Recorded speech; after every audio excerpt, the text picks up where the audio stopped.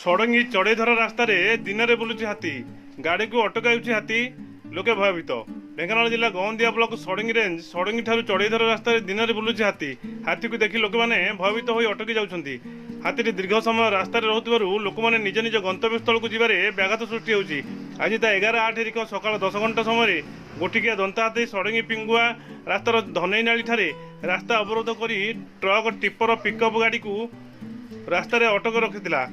ବନ ବିଭାଗ କର୍ମଚାରୀମାନେ ଘଟଣାସ୍ଥଳରେ ପହଞ୍ଚି ହାତୀଟିକୁ ଜଙ୍ଗଲ ଭିତରକୁ ଘଉଡ଼ାଇ ଦେଇଥିଲେ। ଫଳରେ ହାତୀଟି ଜଙ୍ଗଲ ଭିତରକୁ ପଶି ଯାଇଥିଲା ଓ ଲୋକମାନେ ନିଜ ନିଜ ଗନ୍ତବ୍ୟସ୍ଥଳକୁ ଚାଲି ଯାଇଥିଲେ। ପୁନର୍ବାର ହାତୀଟି ଅପରାହ୍ନ 4ଟା ବେଳକୁ ରାସ୍ତା ଉପରେ ଠିଆ ହୋଇ ରହିଥିଲା। ଫଳରେ ଷଡ଼ଙ୍ଗୀ ଚଢ଼େଇଧରା ରାସ୍ତାରେ ଉଭୟ ପଟେ ଲୋକମାନେ ଅପେକ୍ଷା କରି ରହିଯାଇଥିଲେ। ବନ ବିଭାଗ କର୍ମଚାରୀମାନେ ବାଣ ଫୁଟାଇ ହାତୀକୁ ଘଉଡ଼ାଇବା ପାଇଁ ନାକେଦମ ହୋଇଥିଲେ। ଦୀର୍ଘ 2 ଘଣ୍ଟା ପରେ ହାତୀଟି ଜଙ୍ଗଲ ଭିତରକୁ ଯିବା ପରେ ଲୋକମାନେ ନିଜ ନିଜ ଗନ୍ତବ୍ୟସ୍ଥଳକୁ ଚାଲି ଯାଇଥିଲେ। ଗତ କିଛି ଦିନ ହେଲା ହାତୀଟି ଦଳକାଶୀପୁର ମଦଭାଟି ଅଞ୍ଚଳରୁ ମଦ ପୋଚ ଖାଇ ଏପରି ହେଉଥିବା ସ୍ଥାନୀୟ ଲୋକମାନେ କହିଛନ୍ତି। ଏହି ହାତୀଟିକୁ ସ୍ଥାନାନ୍ତର କରିବା ପାଇଁ ସ୍ଥାନୀୟ ଅଞ୍ଚଳର ଜନସାଧାରଣ ଦାବି ଜଣାଇଛନ୍ତି। ଢେଙ୍କାନାଳ ଜିଲ୍ଲାରେ ହାତୀ ମଣିଷ ଲଢ଼େଇ ଯୋଗୁଁ ବହୁ ଧନଜୀବନ ନଷ୍ଟ ହେଉଛି। ଢେଙ୍କାନାଳ ଜିଲ୍ଲାରେ ବିଭିନ୍ନ ଅଞ୍ଚଳରେ ହାତୀ ଉତ୍ପାତ ଲାଗି ରହିଛି। ଢେଙ୍କାନାଳ ସାଂସଦ ରୁଦ୍ରନାରାୟଣ ପାଣି ସଂସଦରେ ଏ ସମ୍ପର୍କରେ ପ୍ରଶ୍ନ ଉଠାଇଛନ୍ତି।